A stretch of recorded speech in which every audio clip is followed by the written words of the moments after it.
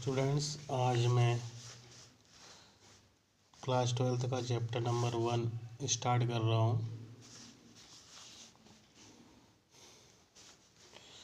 तो इसका जो सिलेबस है चैप्टर 1 का, जिसका नाम है electric charges and field,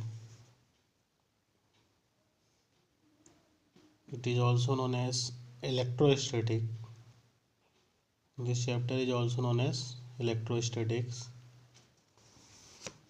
In this chapter we will study about the topic electric charge, that it was what is electric charge. We will give the definition of charge. Next one is conservation of charge, means what is the meaning of conservation, we will study here. We will know what is Coulomb's law, force between 2-point charges, force between multiple charges, principle of superposition,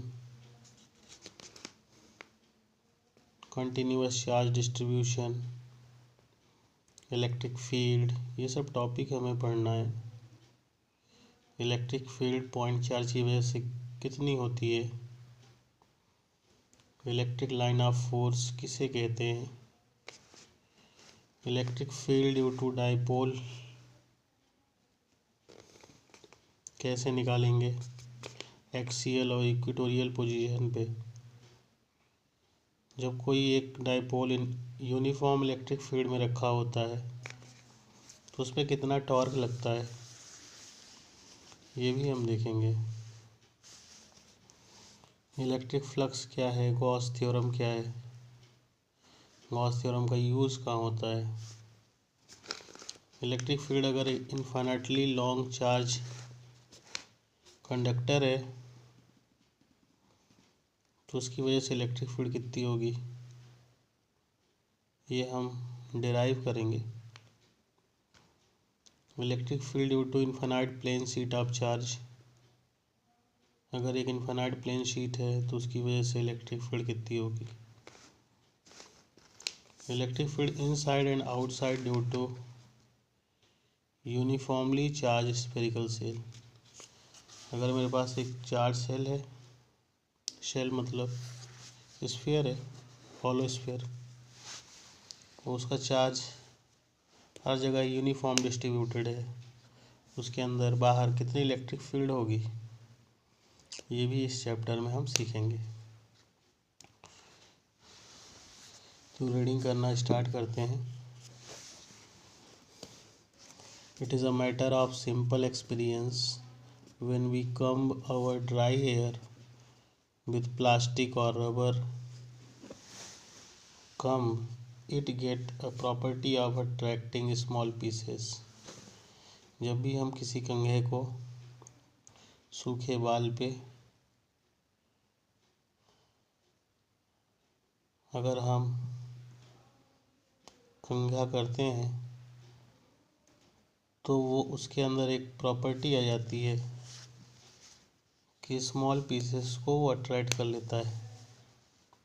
ठीक है, आप scale देखे होंगे, scale को आप पहले hair में घिसेंगे, उसके बाद एक कागज़ से टच कराएंगे तो उसको अट्रैक्ट करेगा।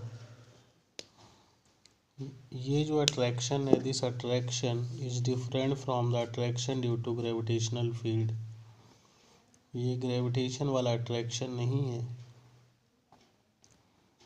मतलब ये मास की वजह से अट्रैक्शन नहीं है। हमने ग्रेविटेशन चैप्टर में देखा था कि दो मास एक दूसरे को अट्रैक्ट करते हैं, लेकिन यहाँ पे जो अट्रैक्शन हो रहा है ये ग्रेविटेशन मतलब मासेस की वजह से नहीं हो रहा है कि हमने स्केल को रब किया अपने बाल पे और फिर जब पेपर से टच कराया तो उसमें अट्रैक्शन प्रॉपर्टी आ गई, पेपर को अट्रैक्ट करने लगा। तो ये मास की वजह से अट्रैक्शन नहीं है, तो किसकी वजह से है, यहाँ पे चार्ज प्रोड्यूस हुए। जब मैंने उसको रब किया बाल पे स्केल को तो फ्रिक्शन की वजह से चार्ज इंड्यूस हो गए, स्केल और बॉल में चार्ज उत्पन्न हो गए। इन 6th century BC, one of the pioneer scientists from Greece, Thales, observed this property first. इस प्रॉपर्टी को सबसे पहले थेल्स जी ने ऑब्जर्व किया था। He saw that when a number, इन्होंने पाया कि जब एक एम्बर क्या है, एक येलो रिजिनस सब्सटेंस है, found from the source of Baltic Sea. Amber एक येलो रिजिनस सब्सटेंस है जो कहाँ पाया जाता है, सोर्स ऑफ बाल्टिक सी। तो एम्बर एक प्रकार की रॉड है, जब इसको रब करते हैं वूल एंड क्लॉथ से, किससे करते हैं, ध्यान दीजिएगा, फ्रिक्शन की वजह से जो चार्ज इंड्यूस होगा उसमें दो ऑब्जेक्ट होंगे, एक जैसे रॉड हो गया और एक हो गया वूल एंड क्लॉथ। तो उन दोनों ऑब्जेक्ट में किसी एक ऑब्जेक्ट का इंसुलेटर होना ज़रूरी है। तो इसलिए जब हम एम्बर रॉड लिए हैं तो उसको देखिए, रॉड हो गया, रॉड कंडक्टर हो गया और वूल एंड क्लॉथ इंसुलेटर हो गया। तो फ्रिक्शन की वजह से जो चार्ज इंड्यूस होंगे उसमें किसी एक ऑब्जेक्ट का कंडक्टर होना ज़रूरी है और दूसरा इंसुलेटर। ठीक है, एक इंसुलेटर होना ज़रूरी है।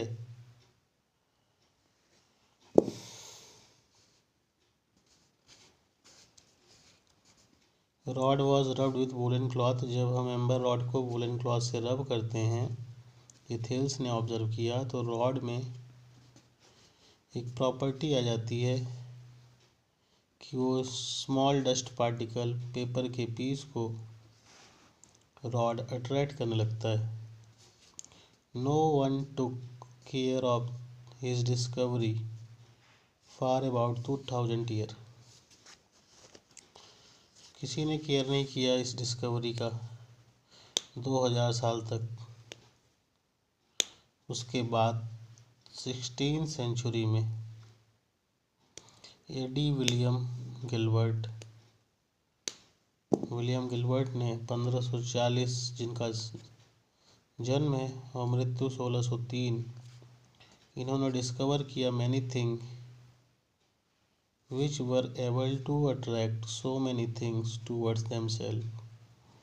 मतलब थेल्स के 2000 साल बाद, 2000 साल तक कोई चर्चा ही नहीं हुई, और 2000 साल के बाद 16वीं शताब्दी में एडी विलियम गिलबर्ट ने, जिनका जन्म ये है मृत्यु ये, इन्होंने डिस्कवर किया बहुत सारी चीज़ें विच वर एबल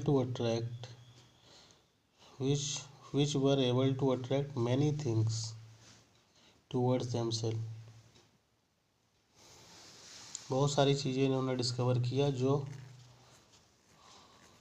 कई चीज़ों को क्या करता था, अट्रैक्ट करता था।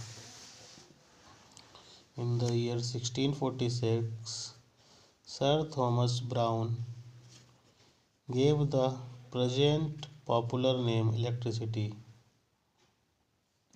1646 में सर थॉमस ब्राउन ने एक पॉपुलर नेम दिया उसका, उस अट्रैक्शन का, जो चार्ज अट्रैक्ट हो रहे थे, मतलब जो पीसेस अट्रैक्ट हो रहे थे, तो किसकी वजह से हो रहे थे, इलेक्ट्रिसिटी की वजह से। तो नाम कौन दिया 1646 में, सर थॉमस ब्राउन। की जो अट्रैक्शन प्रॉपर्टी आ रही है रॉड में या स्केल में, किसकी वजह से आ रही है, इलेक्ट्रिसिटी की वजह से, मतलब चार्ज की वजह से। Due to this energy, due to electricity, to this energy due to which any matter get property of attraction. मतलब उस वस्तु के अंदर चार्ज आ जाता है, इलेक्ट्रिसिटी मतलब चार्ज आ जाता है, ये इलेक्ट्रिसिटी आ जाती है फ्रिक्शन की वजह से, जिसकी वजह से वो दूसरे ऑब्जेक्ट को अट्रैक्ट कर पाता है। This word electricity is derived from amber. उस एम्बर रॉड की वजह से इलेक्ट्रिसिटी शब्द डिराइव हुआ। Which is also known as electrum in Greek, और जिसका ग्रीक शब्द क्या है, इलेक्ट्रम। तो एम्बर रॉड से इलेक्ट्रिसिटी शब्द आया, और जिसका ग्रीक वर्ड है इलेक्ट्रम। इलेक्ट्रिसिटी का ग्रीक वर्ड इलेक्ट्रम है। Show that energy due to which matter get property of attracting the things is known as electricity. तो इलेक्ट्रिसिटी क्या है, वो एनर्जी है जिसकी वजह से कोई भी पदार्थ, मैटर मतलब पदार्थ, के अंदर एक प्रॉपर्टी आ जाती है कि वो किसी भी वस्तु को, किसी भी चीज़ों को अट्रैक्ट कर सके। So what is electricity? Electricity is a energy due to which matter get property of attracting the things. Okay, तो इलेक्ट्रिसिटी एक ऐसी ऊर्जा है जिसकी वजह से कोई भी मैटर, किसी भी वस्तु, किसी भी चीज़ को, कोई भी पदार्थ किसी भी चीज़ को अट्रैक्ट कर सकता है। तो ऐसी ऊर्जा जिसकी वजह से किसी पदार्थ में एक गुण आ जाए किसी चीज़ को अट्रैक्ट करने का, ऐसी ऊर्जा को इलेक्ट्रिसिटी कहते हैं। The electricity which is produced due to friction or rubbing, जो इलेक्ट्रिसिटी यानी जो चार्ज प्रोड्यूस होता है फ्रिक्शन की वजह से, फ्रिक्शन की वजह से जो चार्ज प्रोड्यूस होता है, फ्रिक्शन को रबिंग भी कहते हैं। तो जो इलेक्ट्रिसिटी मतलब चार्ज, तो जो चार्ज फ्रिक्शन की वजह से या रबिंग की वजह से प्रोड्यूस होता है, इसे फ्रिक्शनल इलेक्ट्रिसिटी कहते हैं। चार्ज का प्रोड्यूस होना चार्जिंग कहलाता है। तो चार्जिंग का एक मेथड है, ये भी चार्जिंग का एक मेथड है। इलेक्ट्रिसिटी प्रोड्यूस होना, चार्ज प्रोड्यूस होना क्या है, चार्जिंग ही है। तो चार्जिंग का एक तरीका हमने सीखा क्या, चार्जिंग बाय फ्रिक्शन या चार्जिंग बाय रबिंग। तो अगर कोई पूछे, एग्ज़ाम में पूछ ले कि मेथड ऑफ चार्जिंग बताइए, तो पहला चार्जिंग का तरीका क्या है, चार्जिंग बाय फ्रिक्शन या चार्जिंग बाय रबिंग। चार्जिंग का मतलब होता है इलेक्ट्रॉन का एक वस्तु से, एक बॉडी से दूसरे बॉडी में ट्रांसफ़र होना। तो जब हमने स्केल को हेयर से रब किया तो एक वस्तु से, एक बॉडी से इलेक्ट्रॉन दूसरे बॉडी में चला गया, रबिंग की वजह से। इलेक्ट्रॉन ट्रांसफ़र होना ही चार्जिंग कहलाता है, मतलब बॉडी चार्ज हो गई। किसकी वजह से, रबिंग की वजह से या फ्रिक्शन की वजह से। So there is one method of charging is friction, charging by friction और चार्जिंग बाय रबिंग।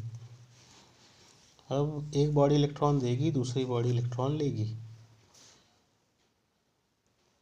तो ये अब कौन सी बॉडी इलेक्ट्रॉन देगी और कौन सी बॉडी इलेक्ट्रॉन लेगी, ये निर्भर करता है इलेक्ट्रॉन की एफिनिटी पे, कि किसकी एफिनिटी इलेक्ट्रॉन से ज़्यादा है।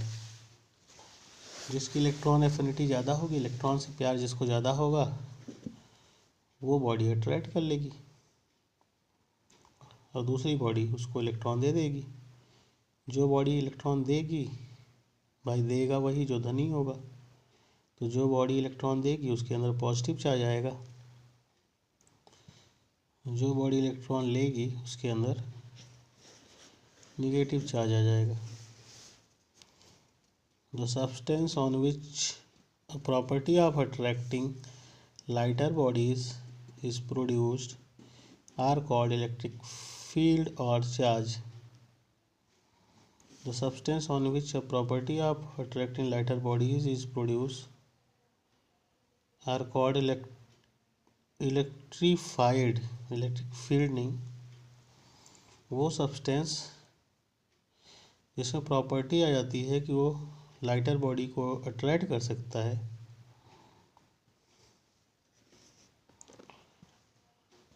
उसे हम बोल देंगे कि वो इलेक्ट्रीफाइड हो गया है या चार्ज हो गया है। हाँ, जैसे ये पेन है, ये भी चार्ज नहीं है। जब हम इसको रब कर देंगे तब इसके अंदर अट्रैक्ट करने की प्रॉपर्टी आ जाएगी। जब इसके अंदर ये अट्रैक्ट करने की प्रॉपर्टी आ जाएगी तब हम बोल देंगे कि चार्ज हो गया है या इलेक्ट्रीफाइड हो गया है।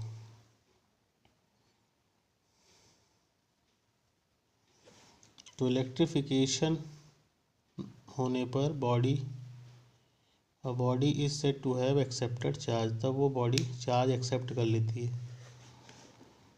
नॉलेज प्लस एक्स्ट्रा नॉलेज के लिए भी देख लेते हैं क्या है। द ब्रांच ऑफ फिजिक्स की वो शाखा जिसमें हम पढ़ते हैं with the study of electric charges at rest is called static electricity. Physics की वो शाखा जिसमें हम इलेक्ट्रिक चार्जेस के बारे में पढ़ते हैं जब वो चार्ज रेस्ट पे होते हैं, ऐसी शाखा को स्टैटिक इलेक्ट्रिसिटी या इलेक्ट्रोस्टैटिक कहते हैं। तो इस चैप्टर में, इस पूरे चैप्टर के अंदर हमारा चार्ज जो होगा वो रेस्ट पे ही रहेगा, यानी हमें इलेक्ट्रोस्टैटिक ही पढ़ना है। लेकिन आगे हमें एक चैप्टर मिलेगा, दूसरा या तीसरा चैप्टर, जिसमें चार्ज हमारा मोशन करेगा। तो फिजिक्स की वो शाखा जिसमें हम चार्ज की स्टडी करते हैं, जब चार्ज मोशन में हो तो उसको हम इलेक्ट्रोडायनेमिक या करंट इलेक्ट्रिसिटी कहते हैं। तो फिजिक्स की वह शाखा जिसमें हम चार्जेस के बारे में पढ़े लेकिन चार्जेस रुके ना हो, मोशन कर रहे हो। मोशन भी कैसे करें? फिक्स वेलोसिटी से, वेलोसिटी उसकी ना बदल रही हो। जब चार्जेस मोशन करते हैं लेकिन वेलोसिटी नहीं बदलती है, तब चार्ज फिजिक्स की उस शाखा की स्टडी को जिसमें चार्ज के मोशन की स्टडी करते हैं और मोशन कांस्टेंट वेलोसिटी से हो रहा होता है, उस शाखा को हम करंट इलेक्ट्रिसिटी कहते हैं। और रुके हुए चार्जेस की जब स्टडी करते हैं तो इलेक्ट्रोस्टैटिक कहते हैं। कांस्टेंट वेलोसिटी से चलते हैं तो करंट इलेक्ट्रिसिटी या इलेक्ट्रोडायनेमिक पढ़ते हैं। यह चैप्टर हम 3rd में पढ़ेंगे, चार्जेस का मोशन कांस्टेंट स्पीड से।